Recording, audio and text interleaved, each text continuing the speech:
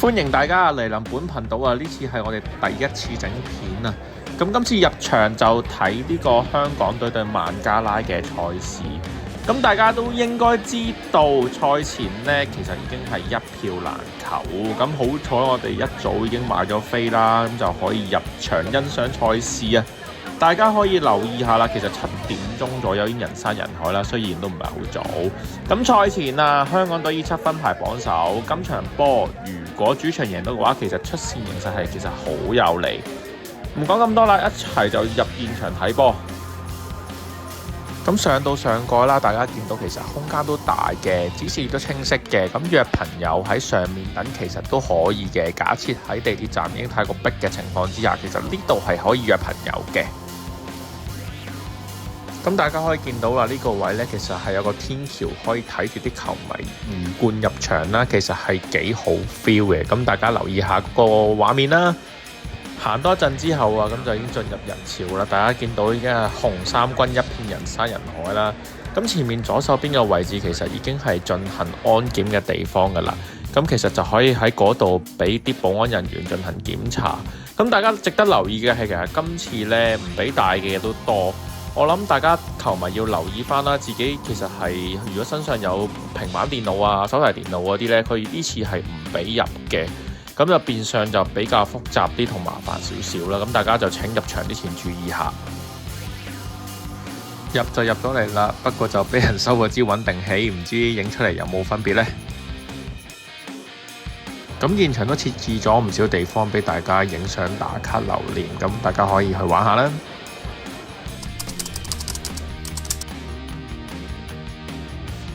成功入場啊！咁距離開波仲有20分鐘啦，即刻去買杯啤酒再講。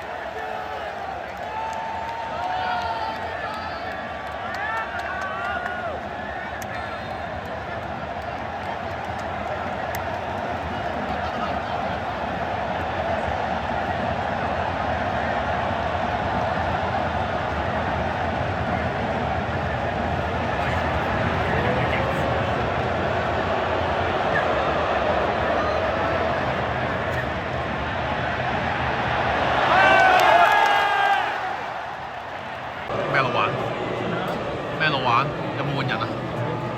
阿恒哥咧？未出。係咁，而家中場就1-0，而家就領先緊一球啦。你點睇啊？哇！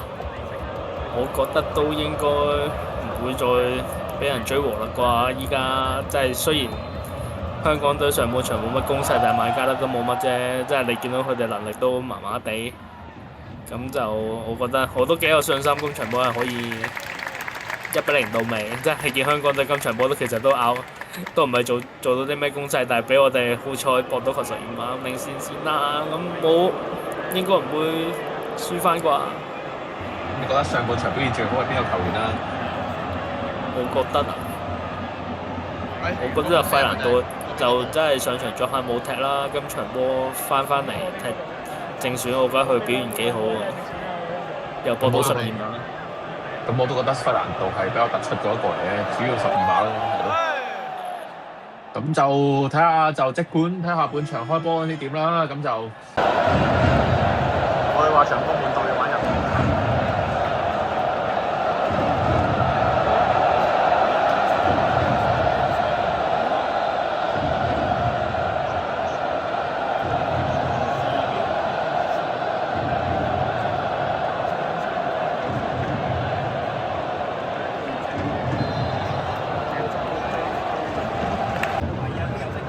Substitution for Hong Kong, China. Number 12,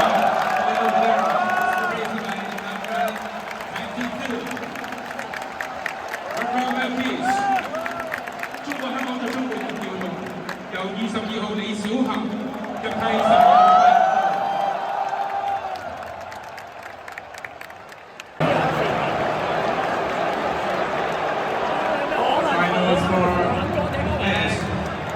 Hong Kong China 1 Bangladesh 1。各位，呢一場2027亞洲杯外圍賽 C 組，中國香港對孟加拉嘅比賽經已圓滿結束，最終雙方踢成1-1平手。如果你一拎幾隻魚你拎起個個。Let's go! Let's go! Hong Kong! Let's go!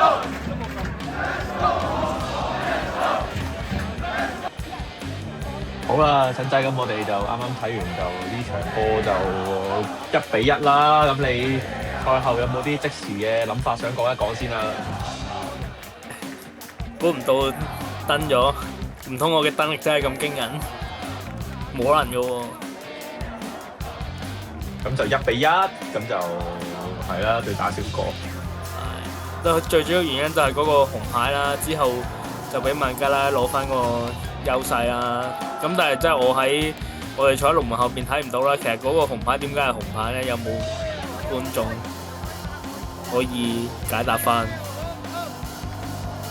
係啦，咁就都冇計啦。咁就和都和了，咁就唯有係啦。翻屋企睇下重播，點解要會紅牌？完全唔明喎。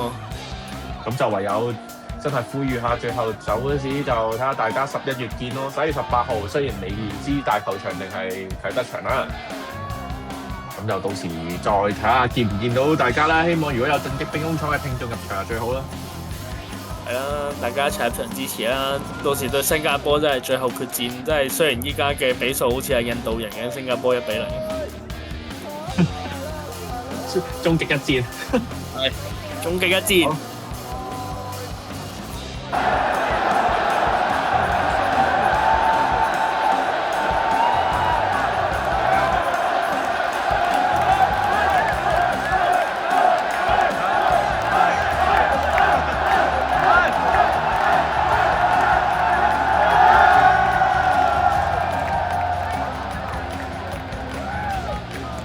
截至剪片呢刻呢，其實就所有嘅比賽睇完㗎啦。喺呢一組咁，大家見到張圖啦，就係香港同新加坡呢，就並列第一、第二嘅。咁即係話咩啊？11月18號啊，就係出線嘅關鍵戰啊！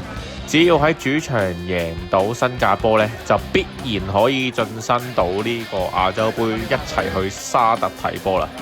咁就到時見大家啦。喂，差啲講漏咗啊！如果睇到呢度仲未識條片嘅，麻煩俾個 like 或者訂閱下我哋頻道啦。咁就希望下次對新加坡有緣嘅話，或者睇下反應啦，有冇機會出多條片就再算啦。係咁先。